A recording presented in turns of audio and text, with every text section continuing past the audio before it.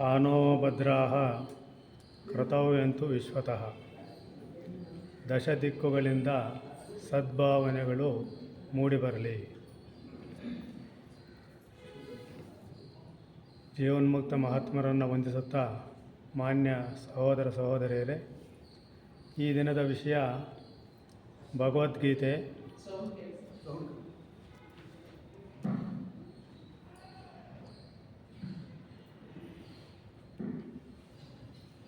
ಅದರಲ್ಲಿ ಒಂದು ಅಧ್ಯಾಯ, 12ನೇ ಅಧ್ಯಾಯ ಭಕ್ತಿ ಯೋಗ ಅಂತ.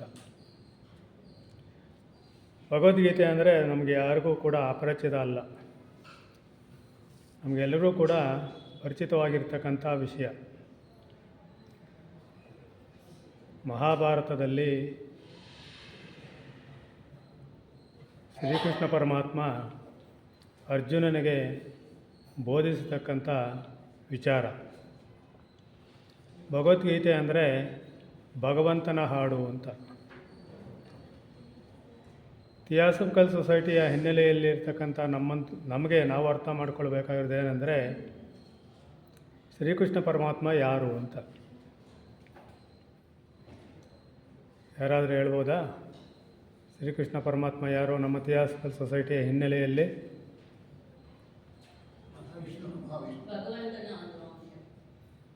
ಮೈತ್ರೇಯ ಮಹರ್ಷಿಗಳು.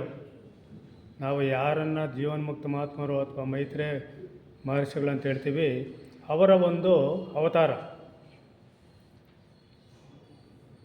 ಗೌತಮ ಬುದ್ಧರ ಹಿಂದಿನ ಜನ್ಮದಲ್ಲಿ ವ್ಯಾಸರಾಗಿದ್ದರು. ಅದೇ ರೀತಿ ಜಗದ್ಗುರುಗಳ ಪದವಿನಲ್ಲಿ ಸ್ವೀಕಾರ ಮಾಡಿದ ನಂತರ ಮೈತ್ರೇಯ ಮಹರ್ಷಿಗಳು ತೆಗೆದುಕೊಂಡಂಥ ಒಂದು ಅವತಾರ ಅದು ಧರ್ಮಬೋಧನೆಗೋಸ್ಕರ. ಗೌತಮ ಬುದ್ಧರು, ಮೈತ್ರೇಯ ಮಹರ್ಷಿಗಳು, ಕುತುಂಬ ಮಹರ್ಷಿಗಳು ಇವೆಲ್ಲರೂ ಕೂಡ 2ನೇ ಶಾಖೆಗೆ ಸೇರಿರ್ತಕ್ಕಂಥವರು. ಸಪ್ತ ಶಾಖೆಗಳಲ್ಲಿ ಭಗವಂತನ ಸಪ್ತ ಶಾಖೆಗಳಲ್ಲಿ 2ನೇ ಶಾಖೆಗೆ ಅಂದರೆ ಧರ್ಮಬೋಧನೆ, ಧರ್ಮ ಪ್ರಚಾರ, ತಿಳುವಳಿಕೆ, ಜ್ಞಾನ ಶಾಖೆಗೆ ಸೇರಿರ್ತಕ್ಕಂಥವರು.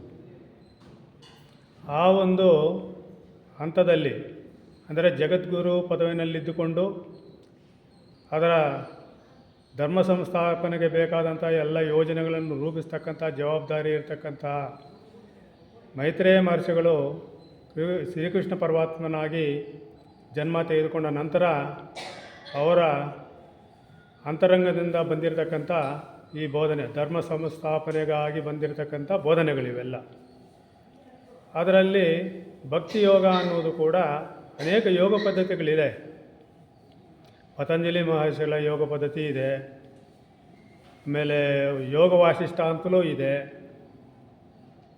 ಮತ್ತು ಭಗವದ್ಗೀತೆಯಲ್ಲೂ ಕೂಡ ಕರ್ಮಯೋಗ ಇದೆ, ಜ್ಞಾನಯೋಗ ಇದೆ, ಭಕ್ತಿ ಯೋಗ ಇದೆ. ಈ ರೀತಿ ಪ್ರತಿಯೊಂದೂ ಕೂಡ ಯೋಗನೇ. ಅದನ್ನು ಯೋಗವಾಗಿ ನಾವು ಮಾರ್ಪಡಿಸ್ಕೊಳ್ಬೇಕು. ನಾವೆಲ್ಲ ಅನೇಕ ವೃತ್ತಿಗಳಲ್ಲಿ ಕೆಲಸ ಮಾಡ್ತಾಯಿದ್ದೀವಿ. ಆ ವೃತ್ತಿಯನ್ನು ಉದ್ಯೋಗ ಮಾಡ್ತಾಯಿದ್ದೀವಿ ಅಂತ ಹೇಳ್ತೀವಿ. ಅದನ್ನು ಸಾಮಾನ್ಯವಾಗಿ ಆ ಅರ್ಥದಲ್ಲೇ ಕರಿತೀವಿ. ಉದ್ಯೋಗ ಅಂದರೆ ಅದು ಒಂದು ಯೋಗನೇ. ನಾವು ಅದನ್ನು ರೂಪಿಸಿಕೊಂಡರೆ, ಯೋಗವಾಗಿ ಕೆಲಸ ಮಾಡಿದರೆ ಅದು ಒಂದು ಯೋಗನೇ. ನಾವು ಏನೇ ಕೆಲಸ ಮಾಡಿದ್ರೂ ಕೂಡ ಅದು ಒಂದು ಯೋಗ. ಈಗ ಈ ಅಧ್ಯಾಯದಲ್ಲಿ ಭಗವಂತನು ಯಾವ ವಿಚಾರಗಳನ್ನು ಪ್ರಸ್ತಾಪ ಮಾಡಿದ್ದಾರೆ ಅನ್ನೋದನ್ನು ಸ್ವಲ್ಪ ನಾವು ವಿಚಾರ ಮಾಡೋಣ ಈ ಒಂದು ತರಗತಿಯಲ್ಲಿ, ಈ ಒಂದು ಉಪನ್ಯಾಸದಲ್ಲಿ. 1ರಿಂದ 11 ಅಧ್ಯಾಯದವರೆಗೆ ಅನೇಕ ಕಡೆ ಸಾಂಖ್ಯಯೋಗ ಅಂದರೆ ಜ್ಞಾನಯೋಗದ ಬಗ್ಗೆ ಮಾತಾಡಿದ್ದಾರೆ, ಅನುಮಾನಗಳನ್ನು ತೀರಿಸಿದ್ದಾರೆ. ಕರ್ಮಯೋಗದ ಬಗ್ಗೆ ಮಾತಾಡಿದ್ದಾರೆ. ಇನ್ನು ಭಕ್ತಿ ಯೋಗದ ಬಗ್ಗೆಯೂ ಕೂಡ ಕೆಲವಾರು ಶ್ಲೋಕಗಳಲ್ಲಿ ಭಗವಂತ ಸ್ಪಷ್ಟನೆ ಕೊಟ್ಟಿದ್ದಾರೆ. ಆದರೂ ಅರ್ಜುನನಿಗೆ ಇನ್ನೂ ಸ್ವಲ್ಪ ಅನುಮಾನ ಇದೆ, ಸಂದೇಹಗಳಿದೆ. ಏನು ಸಂದೇಹ? ಅನೇಕ ರೀತಿಯಲ್ಲಿ ಭಕ್ತರು ಅನೇಕ ರೀತಿಯಲ್ಲಿ ತಮ್ಮನ್ನು ಆರಾಧನೆ ಮಾಡ್ತಾಯಿದ್ದಾರೆ, ಪೂಜೆ ಮಾಡ್ತಾಯಿದ್ದಾರೆ. ಅದರಲ್ಲಿ ಕೆಲವರು ಸಾಕಾರ ಮತ್ತು ಮೂರ್ತಿ ಪೂಜೆ ಮಾಡ್ತಾಯಿದ್ದಾರೆ. ಇನ್ನೂ ಕೆಲವರು ನಿರಾಕಾರ ನಿರ್ಗುಣ ಚೈತನ್ಯವನ್ನು ಪೂಜೆ ಮಾಡ್ತಾರೆ. ಇವರಲ್ಲಿ ಯಾರು ಶ್ರೇಷ್ಠರು? ನಮಗೂ ಈ ಅನುಮಾನ ಬರುತ್ತೆ. ನಾವು ಅನೇಕ ಪೂಜೆಗಳನ್ನು ಮಾಡ್ತೀವಿ, ವ್ರತಗಳನ್ನು ಮಾಡ್ತೀವಿ, ಭಗವಂತನಿಗೆ ಏನೇನು ಬೇಕೋ ಅದನ್ನೆಲ್ಲವನ್ನು ಅರ್ಪಿಸ್ತೀವಿ. ಅವೆಲ್ಲ ಏನಂದರೆ ನಾವು ಏನು ಇಷ್ಟಪಡ್ತೀವೋ, ನಾವು ಏನನ್ನು ಶ್ರೇಷ್ಠ ಅಂದುಕೊಳ್ತೀವೋ ಅದನ್ನು ಭಗವಂತನಿಗೆ ಅರ್ಪಿಸುವುದಕ್ಕೆ ನಮ್ಮ ಪ್ರಯತ್ನವೆಲ್ಲ ನಡೆಯುತ್ತೆ. ಪೂಜೆಗಳಲ್ಲಾಗಲಿ, ಯಜ್ಞಗಳಲ್ಲಾಗಲಿ ಮತ್ತು ಈ ಸಂಸ್ಕಾರ ಕಾರ್ಯಗಳಲ್ಲಾಗಲಿ, ಇವೆಲ್ಲದರಲ್ಲೂ ಕೂಡ ನಾವೇನು ಇಷ್ಟಪಡ್ತೀವಿ ಅನ್ನೋದರ ಆಧಾರ ಮೇಲೆ ಭಗವಂತನಿಗೆ ಅದನ್ನು ಅರ್ಪಣೆ ಮಾಡ್ತೀವಿ. ಆದರೆ ಎಂದೂ ಕೂಡ ಭಗವಂತನಿಗೆ ಏನು ಇಷ್ಟ ಅನ್ನೋದನ್ನು ನಾವು ವಿಚಾರ ಮಾಡೋದು ಕಡಿಮೆ. ಅಂದರೆ ನಮಗಿಷ್ಟ ಆಗಿರೋದನ್ನು ಭಗವಂತನಿಗೆ ಅರ್ಪಿಸ್ತಾ ಇರ್ತೀವಿ. ಆದರೆ ಭಗವಂತನಿಗೆ ನಿಜವಾಗ್ಲೂ ಏನಿಷ್ಟ, ಯಾವ ಪೂಜೆ ಕ್ರಮ ಇಷ್ಟ ಮತ್ತು ಯಾವ ರೀತಿ ನಾವು ಇದ್ದರೆ ಭಗವಂತನಿಗೆ ಇಷ್ಟ ಅನ್ನೋದನ್ನು ನಾವು ವಿಚಾರ ಮಾಡೋದಿಲ್ಲ. ಅಂಥ ಎಲ್ಲ ವಿಚಾರಗಳು ಕೂಡ ಈ ಒಂದು ಅಧ್ಯಾಯದಲ್ಲಿ ಭಗವಂತನು ಅರ್ಜುನನಿಗೆ ಹೇಳ್ತಾ ಇದ್ದಾರೆ. ಮೊದಲಿಗೆ ಅರ್ಜುನ ಪ್ರಶ್ನೆ ಏನಂದರೆ, ಏವಂ ಸತತಯುಕ್ತಾಯೇ ಭಕ್ತಾಸ್ತ್ವಾಂ ಪರ್ಯುಪಾಸತೆ ಯೇ ಚಾಪ್ಯಕ್ಷರಮವ್ಯಕ್ತನ್ ತೇಷಾಂಕೆ ಯೋಗವಿತ್ತಮಾಃ. ಅಂದರೆ ಅರ್ಜುನ ಪ್ರಶ್ನೆ ಏನಂದರೆ, ಏವಂ ಸತತಯುಕ್ತಾಯೇ ಅಂದರೆ ಸತತವಾಗಿ ಪೂಜೆ ಮಾಡ್ತಾರೆ ಮತ್ತು ಉಪಾಸನೆ ಮಾಡ್ತಾರೆ, ಭಕ್ತಿಯನ್ನು ತೋರಿಸ್ತಾರೆ, ಎಲ್ಲವನ್ನೂ ಮಾಡ್ತಾರೆ. ಯಾರು ಅವ್ಯಕ್ತ ರೂಪವನ್ನು ಮಾಡಿದವರು ಇದ್ದಾರೆ, ವ್ಯಕ್ತ ರೂಪದ ಅಂದರೆ ಮೂರ್ತಿ ಪೂಜೆ ಮಾಡೋರು ಇದ್ದಾರೆ, ಅಮೂರ್ತ ಪೂಜೆ ಮಾಡುವವರು ಇದ್ದಾರೆ. ಇದರಲ್ಲಿ ನಿಮಗೆ ಯಾರು ಇಷ್ಟ ಭಗವಂತ, ಅದನ್ನು ನನಗೆ ತಿಳಿಸ್ಕೊಡು ಅಂತ ಕೇಳ್ತಾ ಇದ್ದಾರೆ. ಏ ಮನಮೋಹನ, ಯಾವ ಅನನ್ಯ ಪ್ರೇಮಿ ಭಕ್ತಜನರು ಹಿಂದೆ ಹೇಳಿದ ಹಾಗೆ ನಿರಂತರವಾಗಿ ನಿನ್ನ ಭಜನೆ ಧ್ಯಾನದಲ್ಲಿ ತೊಡಗಿದ್ದು ಸಗುಣರೂಪಿ ಪರಮೇಶ್ವರನಾದ ನನ್ನನ್ನು ಉಪಾಸನೆ ಮಾಡುತ್ತಾರೆ ಮತ್ತು ಬೇರೆಯವರು ಕೇವಲ ಅವಿನಾಶಿ ಸಚ್ಚಿದಾನಂದಗಣ ನಿರಾಕಾರ ಬ್ರಹ್ಮನನ್ನೇ ಅತಿ ಶ್ರೇಷ್ಠ ಭಾವದಿಂದ ಭಜಿಸುತ್ತಾರೆ. ಈ ಎರಡೂ ಪ್ರಾಕಾರದ ಉಪಾಸಕರಲ್ಲಿ ಅತ್ಯುತ್ತಮ ಯೋಗ ಸಾಧಕರು ಯಾರು ಅನ್ನೋದು ಅರ್ಜುನ ಪ್ರಶ್ನೆ. ಅದಕ್ಕೆ ಕೃಷ್ಣ ಪರಮಾತ್ಮ 2ನೇ ಶ್ಲೋಕದಲ್ಲಿ ಮಯ್ಯಾವೇಶ್ಯ ಮನೋ ಯೇ ಮಾನ್ ನಿತ್ಯಯುಕ್ತ ಉಪಾಸತೆ ಶ್ರದ್ಧಯಾ ಪರಯೋಪೇತಾಸ್ ತೇ ಮೇ ಯುಕ್ತತಮಾ ಮತಃ. ನನ್ನಲ್ಲಿ ಮನಸ್ಸನ್ನು ಏಕಾಗ್ರ ಮಾಡಿ ನಿರಂತರ ನನ್ನ ಭಜನೆ ಧ್ಯಾನದಲ್ಲಿ ತೊಡಗಿದ್ದು ಯಾವ ಭಕ್ತಜನರು ಅತಿಶಯ ಶ್ರೇಷ್ಠವಾದ ಶ್ರದ್ಧೆಯಿಂದ ಕೂಡಿದವರಾಗಿ ಸಗುಣರೂಪಿ ಪರಮೇಶ್ವರನಾದ ನನ್ನನ್ನು ಭಜಿಸುತ್ತಾರೋ ಅವರು ನನಗೆ ಯೋಗಿಗಳಲ್ಲಿ ಅತಿ ಉತ್ತಮರೆಂದು ಮಾನ್ಯರಾಗಿದ್ದಾರೆ. ಅಂದರೆ ಇಲ್ಲಿ ಈ ಒಂದು ಶ್ಲೋಕದಲ್ಲಿ ಯಾರು ಇದನ್ನು ಸಗುಣರೂಪಿ ಭಗವಂತನನ್ನು ಆರಾಧನೆ ಮಾಡ್ತಾರೋ ಮತ್ತು ಭಕ್ತಿಗಳಿಂದ ಪೂಜೆ ಮಾಡುತ್ತಾರೋ ಮತ್ತು ಮನಸ್ಸನ್ನು ತೊಡಗಿಸಿರುತ್ತಾರೋ, ಸತತವಾಗಿ ಅದರಲ್ಲೇ ನಿರತರಾಗಿರ್ತಾರೋ ಅಂಥ ಭಕ್ತರು ನನಗೆ ಮಾನ್ಯರಾಗಿದ್ದಾರೆ, ಶ್ರೇಷ್ಠರು ಅಂತ ನಾನು ಭಾವಿಸುತ್ತೇನೆ ಅಂತ ಹೇಳ್ತಾರೆ. ಮತ್ತು ಅದಷ್ಟಕ್ಕೆ ನಿಲ್ಲಿಸುವುದಿಲ್ಲ. ಯೇ ಚಾಪ್ಯಕ್ಷರಮನಿರ್ದೇಶಂ ಅವ್ಯಕ್ತಂ ಪರ್ಯುಪಾಸತೆ ಸರ್ವತ್ರ ಗಮಚಿಂತಂಚ ಕೂಟಸ್ಥಮಚಲಂ ಧ್ರುವಂ. ಆದರೆ ಮತ್ತೆ ಮುಂದುವರಿತಾರೆ, ಯಾರು ಅವಿನಾಶಿ ಸಚ್ಚಿದಾನಂದ ಗಣ ಬ್ರಹ್ಮನನ್ನು ನಿರಂತರ ಏಕೀಭಾವದಿಂದ ಧ್ಯಾನಿಸುತ್ತಾ ಭಜಿಸುತ್ತಾರೋ, ಮನಸ್ಸು ಬುದ್ಧಿಗಳಿಗೆ ಅತೀತವಾದ ಸರ್ವವ್ಯಾಪಿಯಾದ ಸ್ವರೂಪವುಳ್ಳವನನ್ನು ಅವ್ಯಕ್ತ ರೂಪದವನ್ನು ಧ್ಯಾನಿಸುತ್ತಾರೋ ಅವರು, ಮತ್ತು ಸನ್ನಿಯಮ್ಯೇಂದ್ರಿಯಗ್ರಾಮಂ ಸರ್ವತ್ರ ಸಮಬುದ್ಧಯಃ ತೇ ಪ್ರಾಪ್ನುವಂತಿ ಮಾಮೇವ ಸರ್ವಭೂತಹಿತೇ ರತಾಃ. ಮತ್ತು ಯಾರು ಇಂದ್ರಿಯಗಳನ್ನು ನಿಗ್ರಹಿಸಿಕೊಂಡು ಮನಸ್ಸನ್ನು ಸಂಯಮ ಮಾಡಿಕೊಂಡು ಚೆನ್ನಾಗಿ ಇಂದ್ರಿಯಗಳನ್ನು ವಶಪಡಿಸಿಕೊಂಡು ಸರ್ವ ವಿಷಯಗಳಲ್ಲಿ ಸಮಬುದ್ಧಿಯನ್ನು ಸರ್ವತ್ರ ಗಮಚಿಂತಂಚ ಸರ್ವರಲ್ಲೂ ಕೂಡ ಸಮಭಾವವನ್ನು ವ್ಯಕ್ತಪಡಿಸ್ತಕ್ಕಂಥ ಸಮತ್ವವನ್ನು ನೋಡ್ತಕ್ಕಂಥ ಎಲ್ಲ ಭೂತಗಳಲ್ಲಿರ್ತಕ್ಕಂಥ ಚೈತನ್ಯವನ್ನು ನೋಡ್ತಕ್ಕಂತಹ ಅವ್ಯಕ್ತವನ್ನು ಉಪಾಸನೆ ಮಾಡ್ತಕ್ಕಂಥ ಅವರೂ ಕೂಡ ನನ್ನನ್ನೇ ಪಡೆಯುತ್ತಾರೆ. ಅವರೂ ಕೂಡ ನನ್ನನ್ನು ಯಾವ ರೂಪದಲ್ಲಿ ಧ್ಯಾನ ಮಾಡ್ತಾರೋ, ಯಾವ ಅವ್ಯಕ್ತ ರೂಪದಲ್ಲಾಗಲಿ ವ್ಯಕ್ತ ರೂಪದಲ್ಲಾಗಲಿ, ಸಗುಣ ಪರಮಾತ್ಮನಾಗಲಿ ನಿರ್ಗುಣ ಪರಮಾತ್ಮನಾಗಲಿ, ಯಾವ ರೂಪದಲ್ಲಿ ಧ್ಯಾನ ಮಾಡಿದರೂ ಕೂಡ ಅವರೂ ಕೂಡ ಅಂತಿಮವಾಗಿ ನನ್ನನ್ನೇ ಪಡೆಯುತ್ತಾರೆ. ಆದರೆ ಇಲ್ಲಿ ವ್ಯತ್ಯಾಸ, ಸಗುಣ ಬ್ರಹ್ಮ ಮತ್ತು ನಿರ್ಗುಣ ಬ್ರಹ್ಮರನ್ನು ಆರಾಧನೆ ಮಾಡುವವರಿಗೆ ಇಲ್ಲಿ ಒಂದು ವ್ಯತ್ಯಾಸ ಇದೆ. 5ನೇ ಶ್ಲೋಕದಲ್ಲಿ ಇದನ್ನು ವ್ಯಕ್ತಪಡಿಸ್ತಾರೆ. ಕ್ಲೇಶೋಧಿಕರಸ್ತೇಷಾಂ ಅವ್ಯಕ್ತಾಸಕ್ತಚೇತಸಾಂ ಅವ್ಯಕ್ತ ಹಿ ಗತಿರ್ದುಃಖನ್ ದೇಹವದ್ವಿರವಾಪ್ಯತೆ. ಇದು ಕ್ಲೇಶೋಧಿಕರಸ್ತೇಷಾಂ, ಕ್ಲೇಶಗಳು ಅಂದರೆ ಕಷ್ಟಗಳು ಜಾಸ್ತಿನಂತೆ. ಯಾರಿಗೆ? ಅವ್ಯಕ್ತ ರೂಪದಲ್ಲಿರ್ತಕ್ಕಂಥ ಭಗವಂತನನ್ನು ಆರಾಧನೆ ಮಾಡುವವರಿಗೆ, ನಿರ್ಗುಣೋಪಾಸಕರಿಗೆ, ಮತ್ತು ಯಾರಿಗೆ ದೇಹ ಭಾವನೆ ಜಾಸ್ತಿ ಇರುತ್ತೋ, ರೂಪಗಳ ಭಾವನೆ ಜಾಸ್ತಿ ಇರುತ್ತೋ, ಆ ಮನಸ್ಸಿನ ಅದಕ್ಕೆ ಮೀರಿರುವುದಿಲ್ಲ, ದೇಹ ಮತ್ತು ರೂಪಗಳಿಗೆ ಮನಸ್ಸು ಮೀರಿಲ್ಲದೆ ಇರೋರಿಗೆ ಅದನ್ನು ಅವ್ಯಕ್ತ ರೂಪವನ್ನು ಆರಾಧನೆ ಮಾಡುವುದರಲ್ಲಿ ಕಷ್ಟಗಳು ಜಾಸ್ತಿ. ಅಂದರೆ ಬಹಳ ಕಠಿಣವಾದಂತಹ ಕ್ರಮ ಅದು. ಇದು ಸುಲಭವಾದದ್ದು. ಮೂರ್ತಿ ಪೂಜೆ ಮಾಡೋದಾಗಲಿ, ವ್ಯಕ್ತರೂಪವನ್ನು ಪೂಜೆ ಮಾಡೋದಾಗಲಿ, ಇವೆಲ್ಲವೂ ಕೂಡ ಭಗವಂತನ ರೂಪಗಳೇ. ಅವು ಭಗವಂತನ ಚೈತನ್ಯದಿಂದ ರೂಪಿತವಾಗಿರ್ತಕ್ಕಂಥದ್ದೇ. ಆದರೆ ಅದು ಒಂದು ಸುಲಭ ಮಾರ್ಗ. ಅವ್ಯಕ್ತ ರೂಪವನ್ನು ಆರಾಧನೆ ಮಾಡೋದು ಸ್ವಲ್ಪ ಕಷ್ಟಕರವಾದದ್ದು ಮತ್ತು ಎಲ್ಲರಿಗೂ ಸಾಧ್ಯವಾಗದೇ ಇರತಕ್ಕಂಥದ್ದು ಮತ್ತು ಜ್ಞಾನವಂತರಿಗೆ ಅದು ಸಿಗತಕ್ಕಂಥದ್ದು ಅನ್ನೋದನ್ನು ಹೇಳ್ತಾ ಇದ್ದಾರೆ. ಏತು ಸರ್ವಾಣಿ ಕರ್ಮಾಣಿ ಮಯಿ ಸನ್ಯಸ್ಯ ಮತ್ಪರಾಃ ಅನನ್ಯೇನೈವ ಯೋಗೇನ ಮಾಂ ಧ್ಯಾಯಂತ ಉಪಾಸತೆ.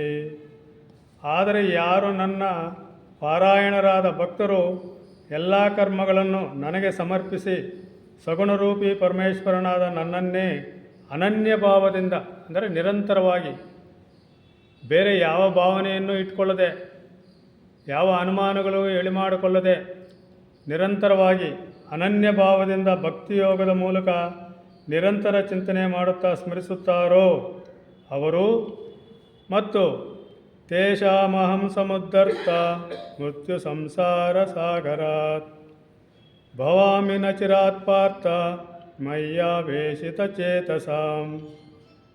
ಅಂಥವರು ನನ್ನಲ್ಲಿ ಚಿತ್ತವನ್ನು ತೊಡಗಿಸುವ ಪ್ರೇಮಿ ಭಕ್ತರನ್ನು ನಾನು ಶೀಘ್ರವಾಗಿ ಮೃತ್ಯುರೂಪವಾದ ಸಂಸಾರ ಸಾಗರದಿಂದ ಉದ್ಧರಿಸುತ್ತೇನೆ. ಸಂಸಾರ ಸಮುದ್ರದಿಂದ ಪಾರು ಮಾಡಿ ಉದ್ಧಾರ ಮಾಡುತ್ತೇನೆ ಅಂತ ಭಗವಂತ ಆಶ್ವಾಸನೆ ಕೊಡ್ತಾ ಇದ್ದಾನೆ. ಮಯ್ಯೇವ ಮನಾದತ್ವ ಮಯಿ ಬುದ್ಧಿನ್ನಿವೇಶಯ ನಿವಸಿಷ್ಯಸಿ ಮಯ್ಯೇವ ಅತ ಊರ್ಧನ್ನ ಸಂಶಯ. ನಿವಸಿಷ್ಯಸಿ ಮಯ್ಯೇವ, ಮೈ ಬುದ್ಧಿನ್ನಿವೇಶಯ, ನಿವೇಶ ಮಾಡಬೇಕು. ನಿವೇಶಯ ಅಂದ್ರೇನು? ಅಲ್ಲಿ ಕೂಡಿಸುವುದು ಅಂತ. ನಿವೇಶಯ ಅಂದರೆ ಅದರಲ್ಲಿ ತೊಡಗಿಸ್ಕೊಳ್ಳೋದು. ಯಾವುದರಲ್ಲಿ?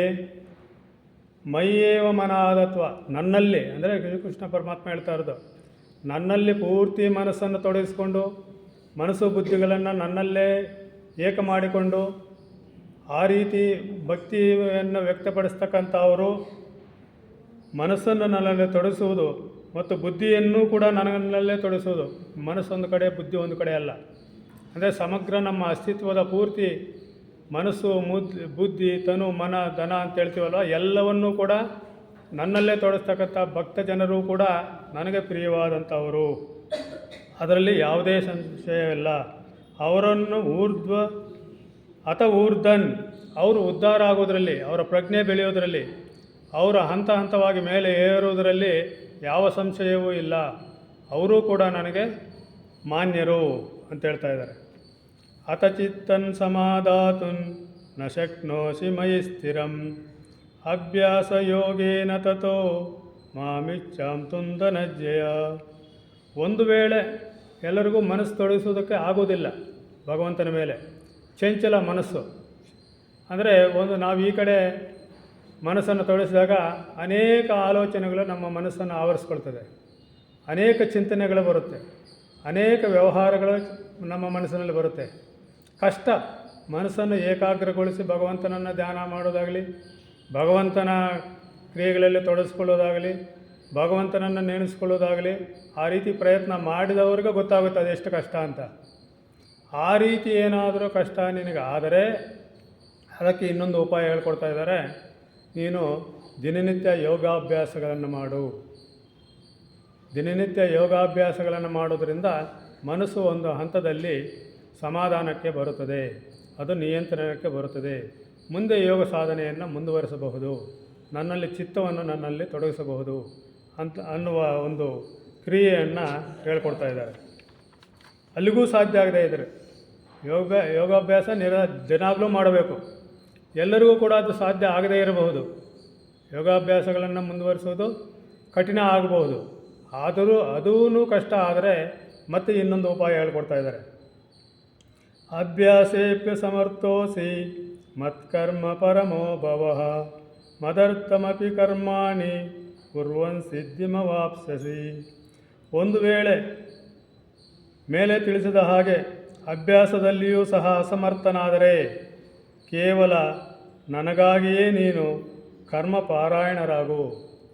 ನಾವು ಏನೇನು ಕಾರ್ಯಗಳಲ್ಲಿ ನಿರತರಾಗಿದ್ದೇವೋ, ಏನೇನು ಕೆಲಸಗಳಲ್ಲಿ ತೊಡಗಿಸಿದ್ದೀವೋ ಆ ಎಲ್ಲ ಕೆಲಸಗಳಲ್ಲೂ ಕೂಡ ಭಗವಂತನನ್ನು ನೋಡ್ತಕ್ಕಂಥ, ಭಗವಂತನ ಪರವಾಗಿ ಇದು ಭಗವಂತನೇ ಮಾಡಿಸ್ತಾ ಇದ್ದೀನಿ ಭಕ್ತನ ಲಕ್ಷಣಗಳವು. ನಿಜವಾದ ಭಕ್ತನಾದರೆ ನಂದು ಏನೂ ಇಲ್ಲ, ಪರಮಾತ್ಮನೇ ಎಲ್ಲವನ್ನೂ ಮಾಡಿಸ್ತಾ ಇರೋದು. ಈ ಜಗತ್ತಿನಲ್ಲಿ ಎಲ್ಲ ಕ್ರಿಯೆಗಳು ಭಗವಂತನಿಂದ ನಡೀತಾ ಇದೆ ಹೊರತು ನನ್ನಿಂದ ಯಾವ ಕ್ರಿಯೆಗಳು ನಡೀತಾ ಇಲ್ಲ. ನಾನೂ ಕೂಡ ಭಗವಂತನ ಒಂದು ಅಂಶ. ಆದರೂ ಕೂಡ ಭಗವಂತನು ಹೇಳ್ದಂಗೆ ಎಲ್ಲ ಕಾರ್ಯಗಳು ಉಸಿರಾಟ ಕೂಡ ನಾವು ಮಾಡ್ತಾ ಇಲ್ಲ, ಅದು ನಡ್ಕೊಂಡು ಹೋಗ್ತಾ ಇದೆ. ಯಾವುದೋ ಒಂದು ಶಕ್ತಿ ನಡೀತಾ ಇದೆ.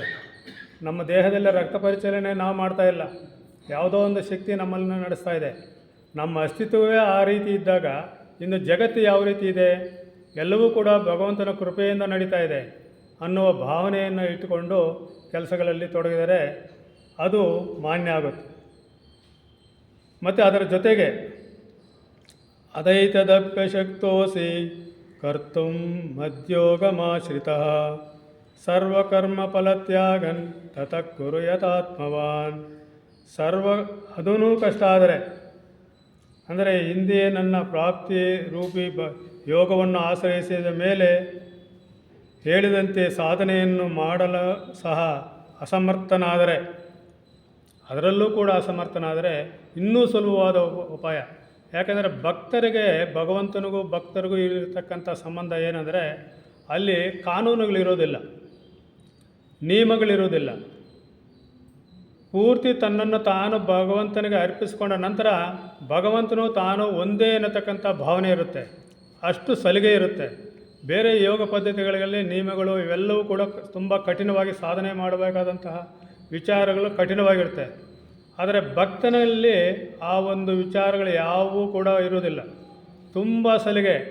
ಸ್ನೇಹಿತ ಅಂದ್ಕೋಬಹುದು, ಕೆಲವರು ಶಿವನನ್ನೇ ನನ್ನ ಗಂಡ ಅಂತ ಆರಾಧನೆ ಮಾಡೋದವರು ಇದ್ದಾರೆ, ನನ್ನ ಪತಿ ಅಂತ, ಮತ್ತು ತಾಯಿ ಅಂತ ಆರಾಧನೆ ಮಾಡಿದವರು ಇದ್ದಾರೆ.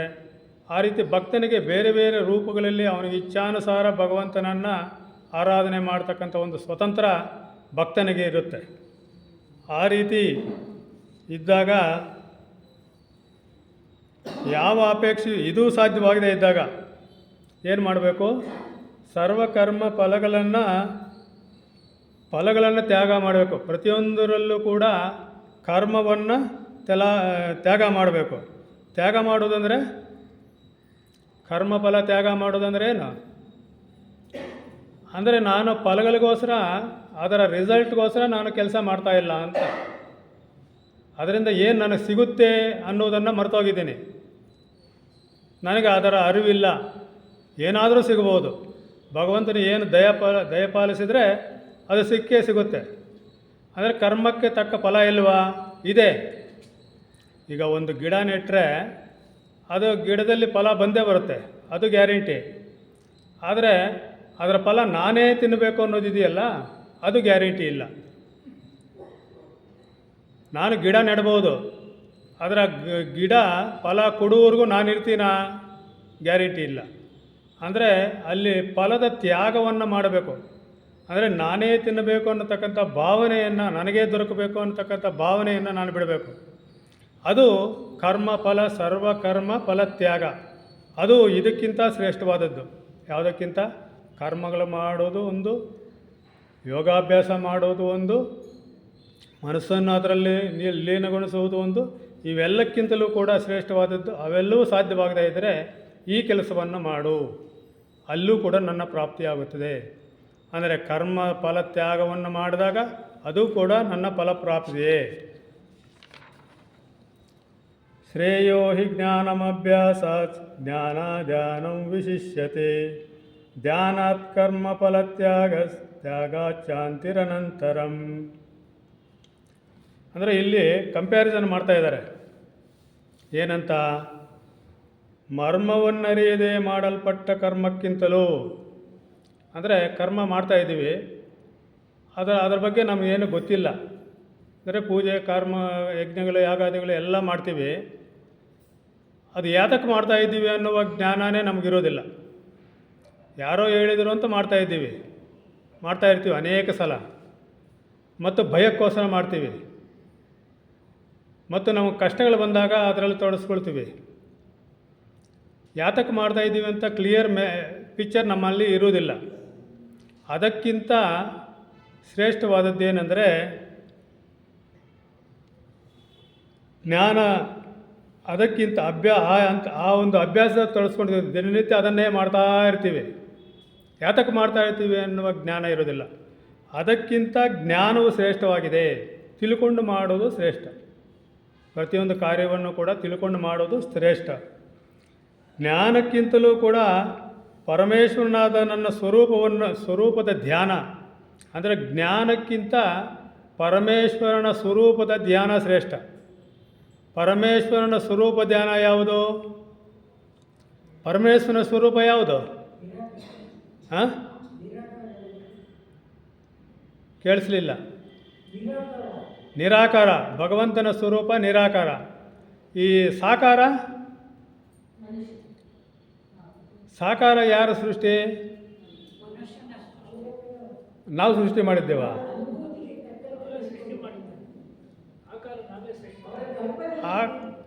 ಅಂದರೆ ನಿರಾಕಾರ ಭಗವಂತನ ಸೃಷ್ಟಿ. ಸಾಕಾರ ಎಲ್ಲ ಆಕಾರಗಳು ಪ್ರಪಂಚದಲ್ಲಿರ್ತಕ್ಕಂಥ ಈ ಭೂಗೋಳ, ಭೂಮಿ, ಚಂದ್ರ, ಸೂರ್ಯ ಇವೆಲ್ಲ ಸಾಕಾರಗಳಲ್ವಾ? ಇವೆಲ್ಲವೂ ಕೂಡ ಭಗವಂತನ ಸೃಷ್ಟಿ ಅಲ್ವಾ? ಕನ್ಫ್ಯೂಷನ್ ಇರಬಾರ್ದು. ಸಾಕಾರ ನಿರಾಕಾರ ಭಗವಂತನ ಸೃಷ್ಟಿ, ಅನುಮಾನ ಇಲ್ಲ, ನಾವೆಲ್ಲರೂ ಒಪ್ಕೊಳ್ತಾ ಇದ್ದೀವಿ. ಆದರೆ ಸಾಕಾರ ಯಾರ ಸೃಷ್ಟಿ? ಅದೂ ಕೂಡ ಭಗವಂತನ ಸೃಷ್ಟಿನೇ. ಅದೂ ಕೂಡ ಭಗವಂತನ ಪ್ರಕಟ ರೂಪ, ಭಗವಂತನ ಸ್ವರೂಪ. ಭಗವಂತನ ಸ್ವರೂಪ ಬರೀ ನಿರಾಕಾರ ಮಾತ್ರವೇ ಅಲ್ಲ, ಸಾಕಾರವೂ ಕೂಡ ಭಗವಂತನ ಸ್ವರೂಪನೇ. ಭಗವಂತನ ಪ್ರಕಟ ರೂಪ ಅದು ವ್ಯಕ್ತ ರೂಪ ಒಂದು, ಅವ್ಯಕ್ತ ರೂಪ ಒಂದು. ಇದು ಕೂಡ ಭಗವಂತನ ಸ್ವರೂಪ. ಅದರ ಧ್ಯಾನ ಮಾಡೋದು ಇನ್ನೂ ಶ್ರೇಷ್ಠ. ಜ್ಞಾನಕ್ಕಿಂತ ಅದರ ಬಗ್ಗೆ ಧ್ಯಾನ ಮಾಡ್ತಕ್ಕಂಥದ್ದು. ಇದು ಏನಿದು? ನನ್ನ ಮುಂದೆ ಇರತಕ್ಕಂಥ ವಸ್ತು ಏನು? ಎಲ್ಲಿಂದ ಬಂತು? ಇದರ ರಚನೆ ಏನು? ಇದರ ಸ್ವರೂಪ ಏನು? ಇದಕ್ಕೆ ಕಾರಣ ಏನು? ಮತ್ತು ಇದು ಯಾವ ರೀತಿ ಅಸ್ತಿತ್ವದಲ್ಲಿದೆ? ಯಾವ ರೀತಿ ಮತ್ತೊಂದರೊಂದಿಗೆ ಸಂಬಂಧ ಹೊಂದಿದೆ? ನಿಮ್ಮ ನಡುವೆ ಇರತಕ್ಕಂಥ ಸಂಬಂಧ ಏನು? ನಾನು ಯಾರು? ನನ್ನ ಸ್ವರೂಪ ಏನು? ನೀವು ಯಾರು? ನಿಮ್ಮ ಸ್ವರೂಪ ಏನು? ಆ ಎರಡಕ್ಕೆ ಇರತಕ್ಕಂಥ ಸಂಬಂಧ ಏನು? ಇದಕ್ಕೆ ಮೂಲ ರೂಪ ಏನು? ಇವನ್ನು ಕುರಿತು ಧ್ಯಾನ ಮಾಡೋದು ಇನ್ನೂ ಶ್ರೇಷ್ಠವಾದದ್ದು. ಜ್ಞಾನಕ್ಕಿಂತ ಧ್ಯಾನ ಶ್ರೇಷ್ಠವಾದದ್ದು. ಮತ್ತು ಧ್ಯಾನಕ್ಕಿಂತಲೂ ಸಹ ಕರ್ಮಗಳ ಫಲದ ತ್ಯಾಗವು ಶ್ರೇಷ್ಠವಾಗಿದೆ. ಇದ್ಯಾವುದು ನನಗೆ ಗೊತ್ತಿಲ್ಲ, ಅಷ್ಟು ಶಕ್ತಿ ನನ್ನಲ್ಲಿಲ್ಲ. ಇದನ್ನು ಭೇದಿಸಿ ನೋಡ್ತಕ್ಕಂಥ ಪ್ರಜ್ಞೆ ನನ್ನಲ್ಲಿಲ್ಲ. ಆಗೇನು ಮಾಡಬೇಕು? ಕರ್ಮಗಳು ಮಾಡ್ತಾ ಇರಬೇಕು. ಕರ್ಮಫಲಗಳನ್ನು ಬಯಸಬಾರ್ದು. ಆ ರೀತಿ ಆದಾಗ ಅದರ ರಿಸಲ್ಟ್ ಏನಾಗುತ್ತೆ? ಈಗ ಒಬ್ಬ ಸ್ಟೂಡೆಂಟು ಕಷ್ಟಪಟ್ಟು ಓದ್ತಾನೆ. ಏನು ಆಸೆ ಇಟ್ಕೊಂಡು ಓದ್ತಾನೆ?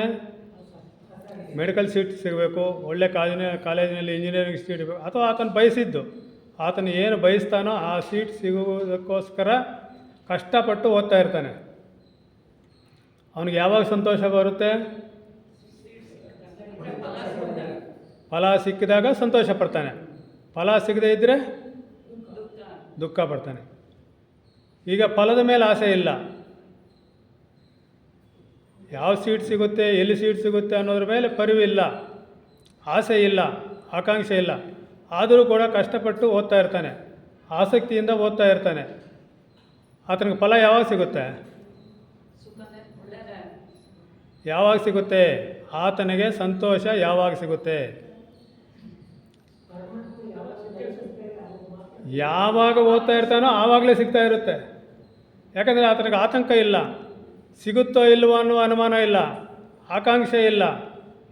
ಆತನ ಕರ್ತವ್ಯ ಏನು? ಆಸಕ್ತಿಯಿಂದ ಓದುವುದಷ್ಟೇ, ಓದುವುದರಲ್ಲೇ ಆಸಕ್ತಿ, ಓದುವುದರಲ್ಲೇ ಸಂತೋಷ, ಓದುವುದರಲ್ಲೇ ತಲ್ಲೀನನಾಗಿರ್ತಾನೆ. ಆತನಿಗೆ ಸಂತೋಷ ಎಲ್ಲಿ ಸಿಗುತ್ತೆ? ಓದುವಾಗಲೇ ಆತನಿಗೆ ರಿಸಲ್ಟ್ ಆವಾಗ ಸಿಗುತ್ತೆ. ಅಲ್ಲೇ ಲಾಟ್ರಿ, ಅಲ್ಲೇ ಡ್ರಾ, ಅಲ್ಲೇ ಬಹುಮಾನ. ಆ ರೀತಿ ಮತ್ತೆ ಅಲ್ಲಿವರೆಗೂ ಕಾಯಬೇಕಾದ ಅವಶ್ಯಕತೆ ಇಲ್ಲ. ಅಂದರೆ ಕರ್ಮಫಲ ತ್ಯಾಗದಿಂದ ಪ್ರಯೋಜನ ಏನು? ಕ್ರಿಯೆಯಲ್ಲಿಯೇ ನಮಗೆ ಸಂತೋಷ ಸಿಗುತ್ತೆ, ಆತಂಕ ಇರೋದಿಲ್ಲ. ನಮ್ಮ ಈಗಿನ ಅನೇಕ ಕಾಯಿಲೆಗಳಿಗೆ ಕಾರಣ ಏನು? ಒತ್ತಡದ ಜೀವನ, ಆತಂಕದ ಜೀವನ, ಏನಾಗುತ್ತೋ ಏನೋ ಅನ್ನತಕ್ಕಂಥ ಭವಿಷ್ಯದ ಚಿಂತೆ. ಇವೆಲ್ಲವೂ ಕೂಡ ಎಲ್ಲಿಂದ ಬರುತ್ತೆ? ಅರ್ಧ ಕಾಯಿಲೆಗಳು ನಾವೆಲ್ಲ ಅನುಭವಿಸ್ತಾ ಇರೋದು ಅದರಿಂದನೇ, ಒತ್ತಡದ ಜೀವನದಿಂದ. ಆಗುತ್ತೋ ಇಲ್ಲವೋ ಅಂತ ಆತಂಕ. ಅದಕ್ಕೆಲ್ಲ ಕಾರಣ ಏನು? ಕರ್ಮ ಫಲದ ಮೇಲಿನ ಆಕಾಂಕ್ಷೆ, ಕರ್ಮದ ಫಲದ ಮೇಲಿನ ಆಸೆ, ಅವು ನಮ್ಮನ್ನು ಆತಂಕಕ್ಕೆ ಈಡು ಮಾಡ್ತಾ ಇದೆ. ಅದನ್ನು ತ್ಯಾಗ ಮಾಡಿದರೆ ನಾವು ಸ್ವತಂತ್ರವಾಗಿ, ನಿರ್ಭಯವಾಗಿ ಜೀವನ ಮಾಡಬಹುದು. ಅದನ್ನೇ ಕೃಷ್ಣ ಪರಮಾತ್ಮ ಇಲ್ಲಿ ಹೇಳ್ತಾ ಇರತಕ್ಕಂಥದ್ದು. ಆಮೇಲೆ ಮುಂದೆ ಇನ್ನು ಅದ್ವೇಷ್ಟ ಸರ್ವ, ಮತ್ತು ಈ ಭಕ್ತನ ಲಕ್ಷಣಗಳನ್ನು ಕೂಡ ತಿಳಿಸ್ತಾ ಇದ್ದಾರೆ. ಜ್ಞಾನಿ ಭಕ್ತರ ಲಕ್ಷಣಗಳನ್ನು ಈ ರೀತಿ ವರ್ಣನೆ ಮಾಡ್ತಾ ಇದ್ದಾರೆ. ಎಲ್ಲಿಂದ? ಈ ಶ್ಲೋಕದಿಂದ ಹಿಡಿದು 19ನೇ ಶ್ಲೋಕದವರೆಗೂ, 13ರಿಂದ 19ನೇ ಶ್ಲೋಕದವರೆಗೂ ಕೂಡ ಈ ಭಕ್ತನ ನಿಜವಾದ ಲಕ್ಷಣಗಳೇನು ಅನ್ನೋದನ್ನು ತಿಳಿಸ್ತಾ ಇದ್ದಾರೆ. ಅದ್ವೇಷ್ಟ ಸರ್ವಭೂತಾನಾಂ ಮೈತ್ರ ಕರುಣ ಏವ ಚ ನಿರ್ಮಮೋ ನಿರಹಂಕಾರ ಸಮದುಃಖ ಸುಖ ಕ್ಷಮಿ. ಹೆಂಗಿರ್ತಾನೆ ಭಕ್ತ? ಭಗವಂತನಿಗೆ ಪ್ರಿಯವಾದಂಥ ಭಕ್ತ ಹೆಂಗಿರ್ತಾನೆ? ಅದ್ವೇಷ್ಟ ಸರ್ವಭೂತಾನಾಂ, ಸರ್ವಭೂತಗಳಲ್ಲೂ ಕೂಡ ಅದ್ವೇಷ್ಟ ಅಂದರೆ ಯಾವ ಜೀವಿಯನ್ನು ಕೂಡ ಅದು ದ್ವೇಷ ಮಾಡೋದಿಲ್ಲ. ಯಾವ ಮನುಷ್ಯರನ್ನಲ್ಲ, ಸಕಲ ಜೀವಿಗಳನ್ನು ಕೂಡ ಕರುಣೆ ತೋರಿಸ್ತಾನೆ, ದ್ವೇಷ ಮಾಡೋದಿಲ್ಲ. ನಮ್ಮ ಮನೆಯಲ್ಲಿ ಜಿರಳೆ ಸೇರಿಕೊಂಡಿದೆ, ಸೊಳ್ಳೆಗಳು ಬರುತ್ತೆ, ನಾವೇನು ಮಾಡ್ತೀವಿ?